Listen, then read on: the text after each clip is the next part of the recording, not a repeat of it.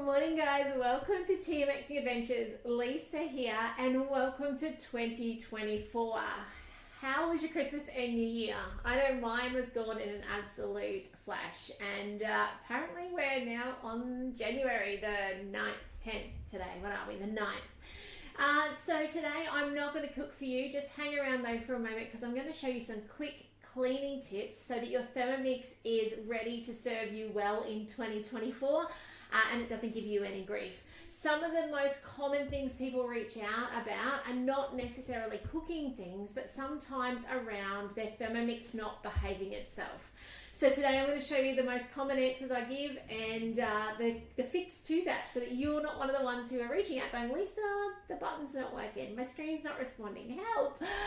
So also I'm going to share with you a bit of a plan I've got for 2024 in my home, and maybe you can adopt this for your home to make light work of your cooking going forward. So first of all, a couple of troubleshooting for your Thermomixes. Now this is most relevant for the TM5 and TM6. One of the things that I have had a few inquiries over the Christmas break about is actually that people think their Thermomix isn't working because the silver button is not working. It appears to not be working. Hey Trish, Happy New Year to you as well. Do say hi if you're watching on. Guys, love to know you are getting value from these videos. And do keep an eye out this year. There's going to be lots of cooking. This is only going to be one of a few of the cleaning tip videos I'll do. I've got a couple that I want to make mention, but most of the time you're going to see cooking. So anyway, silver button not responding. And they're like, Lisa, my button's not responding. I think it needs to go to service. I can save you it's nearly $200 now to send your Thermomix off to get assessed and serviced by showing you how to clean it, okay? So you can send them off, but there's no need. For a silver button that's not depressing properly, it's not turning on properly, it might not be turning properly to go to speed, it might not be stopping properly. 99.9% of the time, there is food stuck behind it, down there. So in behind and I reckon if you go look at your Thermomix now, you do not need to turn it on, you will see flour, sugar, stuck down behind that button. The simple fix, it is so incredibly easy. My suggestion is do not take the button off, okay? It is really hard to get back on. You will ring me getting cranky at trying to put the button back on. Don't take it off, you don't need to. You get a cloth, slightly damp if you want. I normally start with the dry one. If the dry is not working, then just that, a little bit of moisture on it. It's not dripping. We do not want wet cloth down there. And all we're going to do is we're actually going to take that cloth and we're going to run it behind the button and pull that food, and don't pull it towards the screen because it gets stuck in the little V. You actually want to pull it away from the machine, to the outer of the machine, and you're just pulling it, and you should be able to see on my main screen, my large screen, that as I do that, food is falling out, and I've left it in there dirty for you guys. Thankfully you can't see that close. But food is falling out where my finger is over here. Okay, that finger, as I push that around, the food is coming out and onto my bench. I'm not even going to show you the food crumbs coming out. My kids have been cooking on my Thermomixes more than I have been lately, which has been such a blessing. So that comes with a cleanup. That tends to be my job. That's something I'm working on in 2024, is teaching them to clean up after themselves. But little hands pouring things into the Thermomix tends to mean more goes everywhere else. That's okay. Okay, they're cooking. So, simple as that. Cloth. Okay, nothing special. In behind, carefully pushing down, it'll slide down and you'll see it slide down, and then just to the side and food will start falling out just like it has on mine.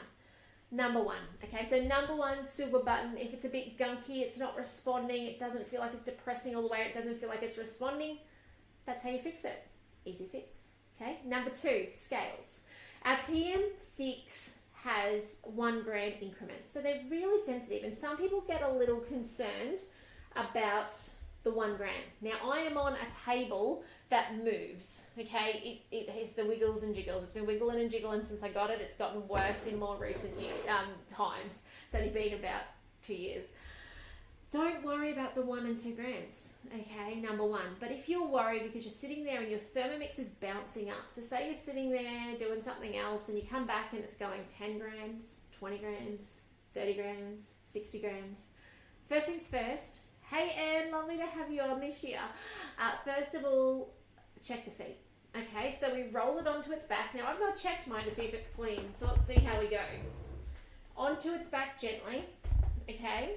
And we want to check there's nothing stuck on under the rubber feet. Now the TM5 and TM6 have the same style feet. The TM31, you have like a line down with a flat pad. You need to check there's nothing around it. In ours, similarly, you want to check there's nothing around it, that there's no damage to your rubber feet, that there's no food stuck on it, rice, flour, pasta, I don't know, grated food, because that will affect it. Your feet are your set of scales. All right, remembering not to drag your machine. It's not great to drag your machine. It won't lose calibration, but it may well crack the casing around. So just checking your feet, that's the number one thing. Often when people reach out and say, my scales are not right, I have, a 250 gram block of butter and it's weighing as 350, have you checked your scale feet? Roll it onto its back, gently check. And guess what? Usually there's a hunk of something stuck there. Simple as that. The other thing sometimes is something goopy, like some honey, and it's actually stuck to the bench, or pasta water. It's the worst. Starchy water stuck there, and it just can't move fluidly, okay? So just checking that, and then on that same note as checking that, checking there's nothing sitting on your cord. So if you look at my cord in a moment, I'm just going to move this back so you can see it. Okay, let's go back to tear. If I put something on my cord at the back in a second, so I'm going to push on my electrical cord back here. Look at that. All of a sudden I've got a fluctuation on weight. Can you see that? And all I'm doing there is pushing on the electrical cord. So if you've got your electrical cord near or next to something that's moving and you're trying to cook accurately, it's going to give you grief. Same with if you've got something under it. All of a sudden, my measurements are going to be a bit hard to be read. Now, if you've done it like that the whole cook, chances are it'll be okay. If you're halfway through weighing flour and then you pull it away, you're going to have a bit of trouble, yeah? So just be mindful of that. And same with leaning books on it. That's a classic problem. Lean your books on it and the machine can't move. It can't figure out what it is. And that's all models of machines, okay? 31s, 5s and 6s. They rely on the machine being able to move.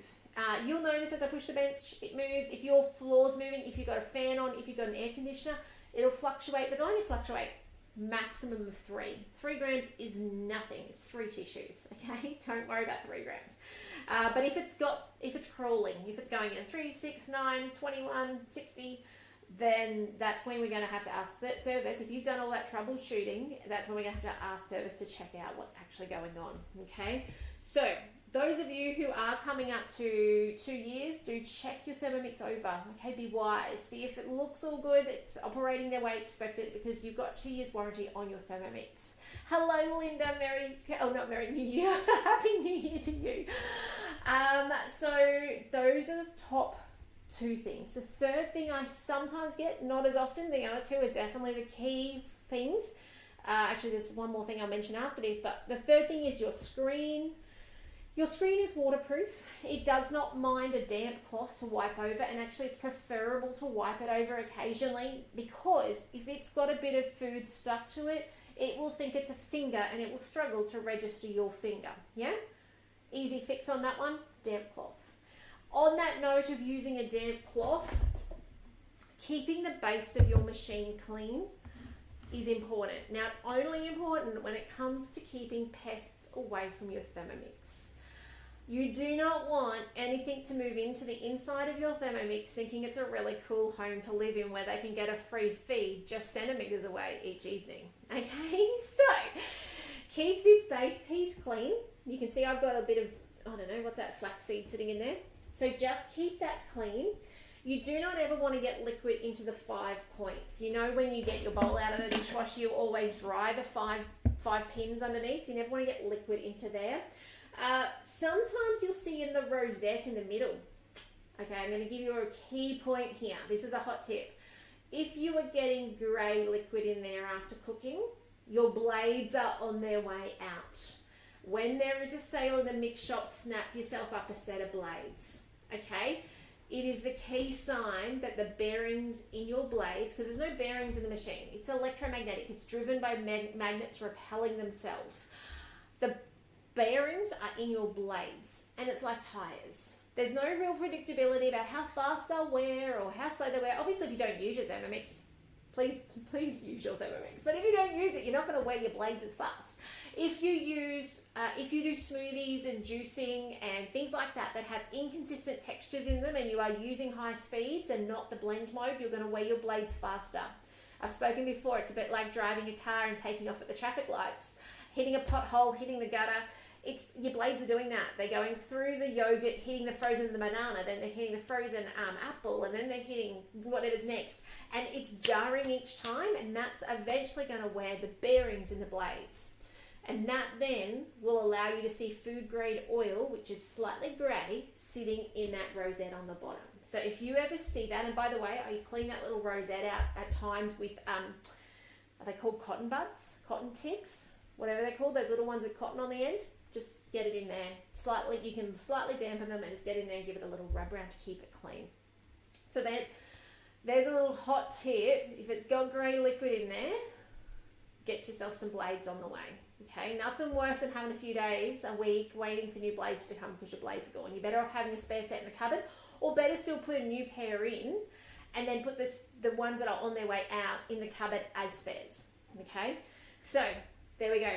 Keep that clean. As you wipe it out, it goes down a little hole in the back and will land on the bench. Just keep an eye on that as well. You can run a bit of tissue through it or paper towel and make sure that's clean as well. Last thing for cleanliness to start 2024 is actually our bowl. Now your bowl can get a bit of markings on it at times, and if you've watched regularly, you'll know I've spoken about, keeping your bowl clean and shiny and burns and stuff like that. If you're starting the new year with an amazing fresh bowl, then happy days. If it looks a bit loved, then your best bet is some citric acid. So you put 1 tablespoon of citric acid, 1 cup of water, just guesstimate, like I'm talking a coffee cup. I don't own cup measurements. Okay, so that's about a centimetre of water. Put it on your kettle mode, or if you're on a TM5 on your Varoma, bring it to the boil. That'll make it all shiny inside. Then I tend to put my Thermomix scrubbing brush in, give it a little rub around and tip it out. Just keep that citric acid water, which will be boiling hot, obviously away from your body, hands, but also don't let it get on anything plastic. It'll take the colour out. Okay. Do rinse your bowl out well, tip it upside down, let it sit, and that'll bring it back to shine. Now, if you don't have citric acid, you can do it with lemon, you can do it with vinegar. It's just not as strong and powerful, so it won't quite bring it as shimmery shiny. But that's okay. Deal with what you've got, okay? If you don't have it, don't go to a special trip today to the supermarket to get it, is what I'm saying, okay? Don't do that. So, yes, one more thing when it comes to blades going. One more tip. The other way to know that, or even a second way, I guess you could say, to check if you think your blades are going. Say you're seeing that grey liquid in the bottom of your bowl, you can actually check the distance on your blade shaft. So you'll see at the moment, I'm just trying to get the camera right. There we go. There are 2 gaps in my blade shaft. There is a gap under the silver part of the blade. So if I look through under the hat there's a gap, and it's about a 2 mil gap, and it's pretty even to the gap that you will see just here. There's a gap there. Now, if you've got a TM5, you don't have a green bit there. You've got black and black at the bottom there. That's okay. But there's a gap there, and there's a gap there, and they're pretty even. When your blades are getting ready to go, the bearings have usually gone, and this segment, this middle segment with the gap either side, will usually go down or go up. It usually preferences down because gravity takes it down, but doesn't always. I've seen a lot over the last 10 years. Often you'll get confetti in the bottom of your bowl as well, because this gap disappears. It falls onto that gap, and this green, or on the TM5 you've got black there, it'll start shearing off. It'll actually become like confetti sitting in this outer part of your bowl. It's not going to damage anything in the meantime. Don't stress about that. It's just more these signals that it's time to get something sorted, okay? So you will also then see, because it's fallen, this section here, let's see if I can do this better, it's a bit awkward. So we're looking at this middle section here, okay, this bit. Because it falls down that way, you'll see there's a really big gap up there under that blade there. And you'll look at that and go, wow, that's really easy to clean because I don't just have 1 or 2 mil, I've got like 5 or 6 mils, okay? So you'll see, because that comes down and you start getting the confetti because it's rubbing that off down there, okay? So it's just another hot tip when it comes to blades, what I've noticed over the years and how that works. Again, totally unpredictable. It's the part that's going to wear, okay? It's a sign of a well-loved Thermomix. It's unavoidable because it's using your Thermomix. It's like saying your tyres on your car aren't going to wear out. They're going to wear out. You're going to drive your car, they're going to wear. So please love and use your Thermomix, but this is how you then make sure your Thermomix serves you well for as long as possible. The great thing is you'll never throw your Thermomix out. You know, we've got a service centre in Brisbane. I think there's one in Melbourne and Perth as well. Brisbane, obviously, that's, you know, my local. That's where I'll get it fixed if I ever had something wrong with it. But, you know, the thing is you don't have to get rid of them, which is fantastic. Hello, Carissa. Lovely to see you. So the second thing I wanted to touch on today, cleanliness. Make sure you've got that covered. Check your Thermomix over. Check it's all good. If you need any help, let me know. If you've got questions, let me know. But the other thing I want to talk about this year is, what's your plans for your Thermomixing?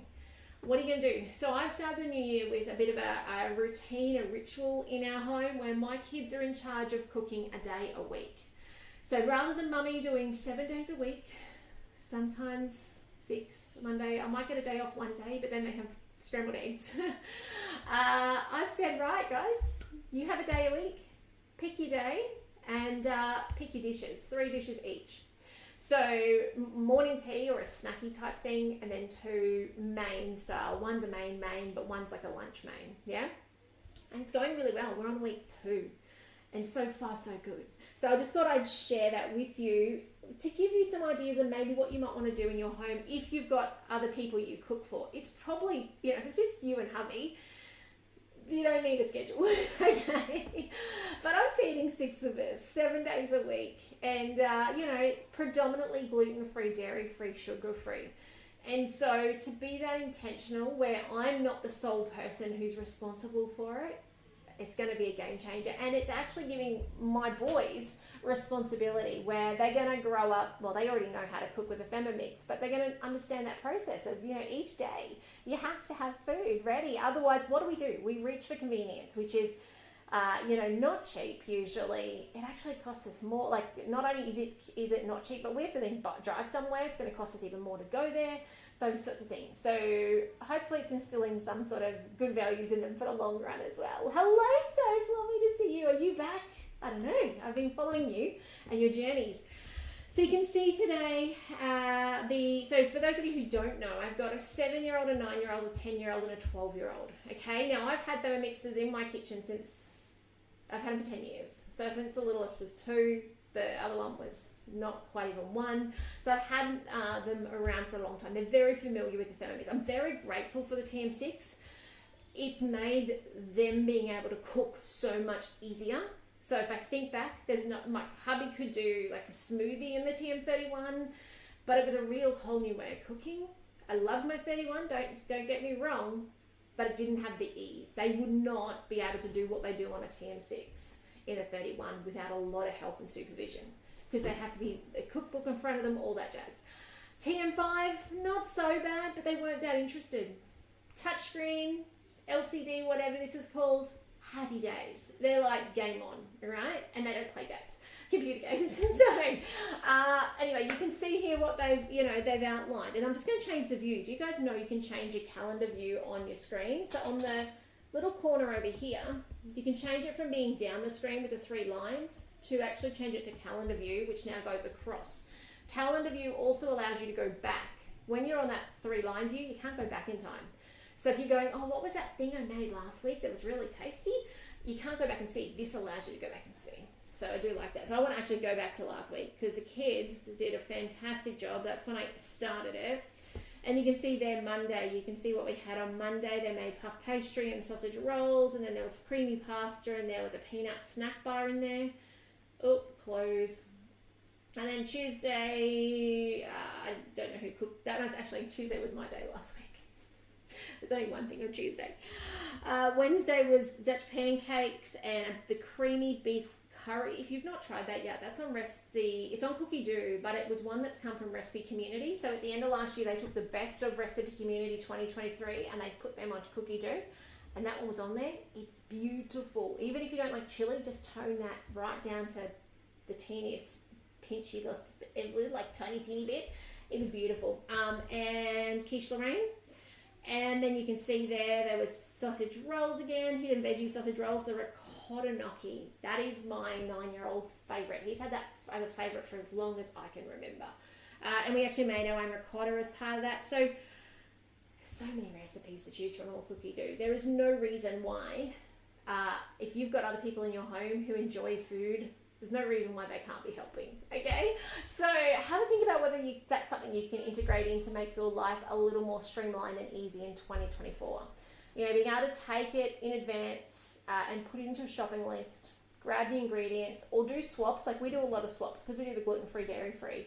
You know, anything that's milk, we're coconut cream or milk. You know, we water down the coconut cream to milk.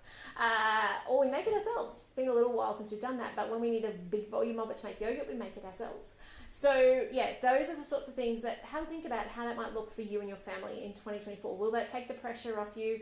Is it something that you maybe don't feed 6 people, but you're cooking for just the 2 of you, and you can make bulk and put some aside for the week after, so you're only cooking every second week? Is that something that would appeal to you?